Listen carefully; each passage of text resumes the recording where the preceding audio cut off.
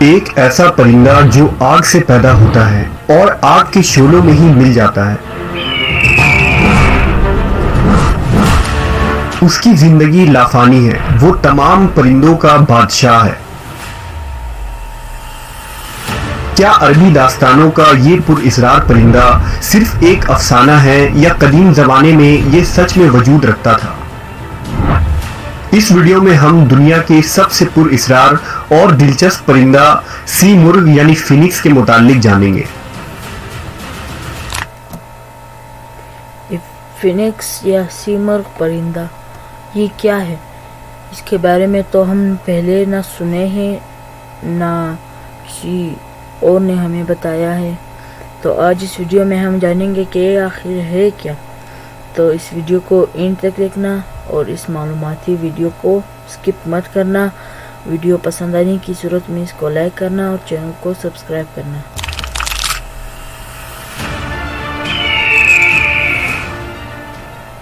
دنیا میں انواع و اقسام کے پرندے موجود ہیں جو اس کائنات کی خوبصورتی میں چار چاند لگاتے ہیں، لیکن ان میں ایک پرندہ ایسا ہے جو اپنی دلچسپ اور حیران کن خصوصیت کی وجہ سے صدیوں سے زیر بحث رہا ہے، جسے سی مرغ یا فینکس کہتے ہیں۔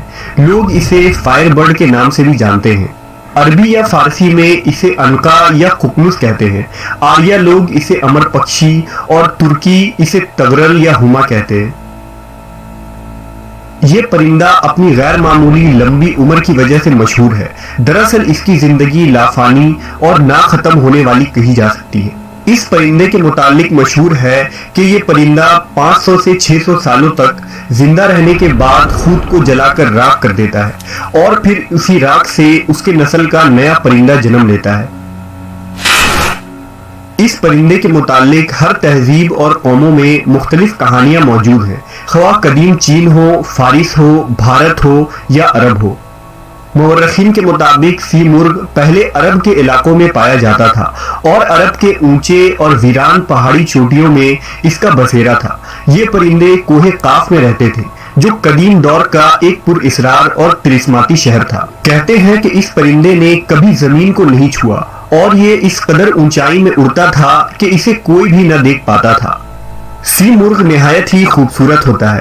اس کے پر جامنی رنگ کے اور دم نیلی سبز اور سنہری ہوتی ہے۔ یہ دیکھنے میں کسی بڑے عقاب کے مانند ہوتا ہے۔ سی مرغ دنیا کے تمام علوم سے واقفیت بھی رکھتا ہے اور بہت وفادار ہوتا ہے۔ 5ویں قبل مسیح میں ہیروڈوٹس نے لکھا تھا کہ عربی لوگ ایک ایسے پرندے میں یقین رکھتے ہیں جسے میں نے صرف تصویروں میں دیکھا ہے، اور ہر 500 سالوں بعد یہ پرندہ خود کو جلا کر نیا جنم لیتا ہے۔ سی مرغ کے آنسو بیماریوں کے علاج کے لیے استعمال ہوتے ہیں اور ان کے آنسوؤں میں بہت سے مرض کی شفا رکھی گئی ہے۔ اسلامی تصوف میں سی مرغ کو ایک اہم مقام حاصل ہے اور صوفیہ کرام نے اس پرندے کو اپنا موضوع کلام بنایا ہے۔ لہذا ایران کے مشہور صوفی بزرگ خواجہ فرید الدین عطار نے اپنی کتاب منطق الطیر میں سی مرغ کا ذکر کیا ہے۔ اس کتاب میں ایک دلچسپ حکایت موجود ہے جس کے مطابق ایک دفعہ دنیا کے تمام پرندے، ہر اقسام اور نسل کے چرند و پرند ایک جگہ جمع ہوئے۔ سب نے کہا کہ زمانے میں اس وقت کوئی ملک بھی بادشاہ سے خالی نہیں ہے، مگر ہمارے قوم کا کوئی بادشاہ نہیں ہے، لہٰذا ہمیں رائے مشورہ کر کے اپنا ایک بادشاہ مقرر کرنا چاہیے۔ چنانچہ تمام پرندے سر جوڑ کر بیٹھ گئے اور اس میٹنگ کا آغاز ہوا۔ ہدہد جو اب تک اس میٹنگ سے غیر حاضر تھا وہ اس اجتماع میں آیا۔ ہدہد وہ پرندہ تھا جسے اللہ نے عقل کامل عطا کیا تھا اور وہ ہر نیکی و برائی سے آگاہ تھا۔ ہدہد نے کہا، اے پرندوں کی جماعت، بے شک میں پیغام رساں بھی ہوں اور غیب کی باتیں بھی بتاتا ہوں۔ میرے پاس قدرت کے اسرار بھی موجود ہیں۔ میں حضرت سلیمان علیہ السلام کے ساتھ رہ چکا ہوں اور ان سے ہم کلام ہونے کا شرف حاصل ہے۔ میں تم سب میں زیادہ عزت اور مقام رکھتا ہوں۔ میں کئی وادیوں، پہاڑیوں اور بیابانوں میں رہا ہوں۔ میں اس پرندے کو جانتا ہوں جو ہم سب کا بادشاہ ہے۔ اگر تم میرے پیچھے چلو گے تو میں تمہیں اس تک پہنچا سکتا ہوں۔ بے شک ہم سب کا بادشاہ وہی پرندہ ہے جس کا نام سی مرغ ہے اور وہ کوہ کاف کے وادیوں میں رہتا ہے۔ وہ تمام پرندوں کا سلطان ہے، مگر اس تک پہنچنے کا راستہ بہت لمبا اور طویل ہے۔ راستے میں بہت سارے خطرات، دریا اور خشک زمینیں آتی ہیں۔ اس راستے پر چلنا کسی مضبوط دل والے کا کام ہو سکتا ہے۔ اس راستے پر چلنے اور اس تک پہنچنے کے لیے جواں مردی کی ضرورت ہے۔ لہذا پرندوں کے سلطان سی مرغ کے بارے میں جان کر تمام پرندے اس کو دیکھنے کے لیے بے قرار ہو گئے۔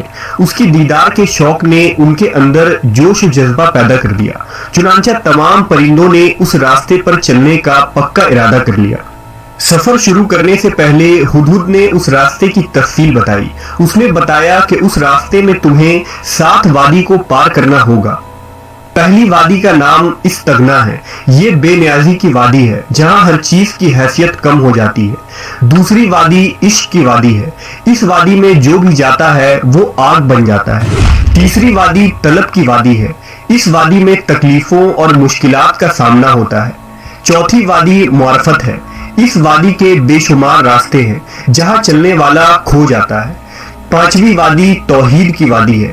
اس وادی میں کثرت بھی وحدت نظر آتی ہے اور یہ راستہ ایک پیچیدہ راز ہے۔ چھٹی وادی حیرت کی وادی ہے۔ یہاں صرف درد اور حسرت ملتی ہے، ہر طرف افسوس ہی افسوس ہوتا ہے۔ اور ساتویں اور آخری وادی فقر و فنا ہے۔ یہ وادی فراموشی اور بے ہوشی کی وادی ہے۔ یہاں پہنچنے والا دیوانہ ہو جاتا ہے اور یہاں گم ہو کر رہ جاتا ہے۔ پرندوں نے سفر کا آغاز کیا۔ اس سفر میں تمام پرندے تھک کر چور ہو گئے، کچھ بیمار پڑ گئے، کچھ کی حالت بدتر ہو گئی۔ بلبل، طوطا، چکور، باز، بوف اور دوسرے اقسام کے پرندوں نے راستے میں ہی ہار مان لیا۔ پرندوں کے بال پر خون آلود ہو گئے، وہ آہوازاری کرنے لگے۔ انہوں نے ایسا راستہ دیکھا جس کی کوئی انتہا نہ تھی، ایسا درد دیکھا جس کی کوئی دوا نہ تھی۔ ان کی کمر ٹوٹ گئی۔ ہزاروں پرندے تو درد اور تکلیف برداشت نہ کر پانے کی وجہ سے راستے میں ہی مر گئے۔ انہوں نے ہدہد سے کہا کہ ہم اتنی مشکل وادی کو پار نہیں کر سکتے۔ لہذا ہدہد نے ان وادیوں کے درمیان ایک جگہ پڑاؤ ڈالا اور تمام پرندوں کو جمع کیا۔ ہدہد نے کہا، میں نے تم سے پہلے ہی کہا تھا کہ سی مرغ تک پہنچنا اتنا آسان کام نہیں ہے، لیکن تم مجھے اپنا رہبر مان کر میرے پیچھے چلتے رہو اور ان مشکلات و خطرات کا ڈٹ کر سامنا کرو۔ یاد رکھو، اگر دنیا و آخرت میں لافانی ہونا چاہتے ہو تو تمہیں اس بادشاہ تک پہنچنا ہوگا۔ اس کے پر کی ایک چھاؤں تمہاری تمام تکلیفوں کو ختم کر دے گی اور تمہاری قسمت کو پلٹ دے گی۔ اے پرندوں کی جماعت، اس دنیا میں تمہیں تھوڑے ہی دن رہنا ہے، پھر ایک دن تو تمہیں موت ضرور آئے گی۔ لہذا دنیا کی نجاست میں کیڑوں کی طرح مرنے سے بہتر ہے کہ تم اپنے سلطان کے بارگاہ میں جا کر شہید ہو جاؤ اور عزت کی موت مرو۔ ہدہد نے کہا، اس فانی دنیا کی محبت اپنے دلوں سے نکال دو، تمام خواہشات کچل ڈالو، اپنے دلوں کو پاک کرو، دنیا کی ہر چیز سے بے نیاز ہو جاؤ، حوصلہ کو بلند کرو اور اس خیالی دنیا سے بیزار ہو جاؤ۔ پرندے پھر سے حوصلہ مند ہو گئے، ہمت باندھا اور ہزاروں لاکھوں پرندے صف بصف اور قطار در قطار ہدہد کے پیچھے چل پڑے۔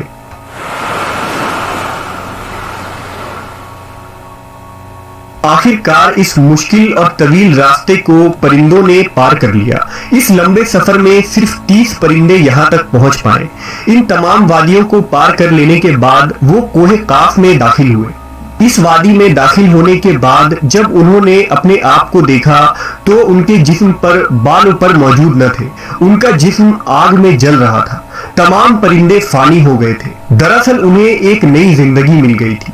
انہیں کوہ قاف کے ایک اونچی چوٹی پر سی مرغ نظر آیا۔ جب وہ سی مرغ کے پاس گئے اور غور سے اسے دیکھا تو انہیں اس میں اور خود میں کوئی فرق دکھائی نہیں دیا۔ اس منزل تک پہنچ کر نہ ان کا کوئی رہبر رہا تھا نہ راستہ، وہ خود لافانی ہو گئے تھے۔ لہٰذا اب انہیں پتہ چل گیا کہ جس سی مرغ کی انہیں تلاش تھی دراصل وہ خود ہی ہیں۔ دراصل سی مرغ کے اس حکایت کے ضمن میں خواجہ فرید الدین عطار نے تصوف کا مکمل مقدمہ پیش کر دیا ہے، یعنی کس طرح ایک بندہ دنیاوی خواہشات، نفس پرستی، انا اور ہر چیز کو نیست و نابود کر دینے کے بعد تصوف کے تمام منزلوں کو سر کر سکتا ہے، اور جب انسان تمام منزل طے کر لیتا ہے تو فنا ہو جاتا ہے۔ और उसे मार्फत मिल जाती है।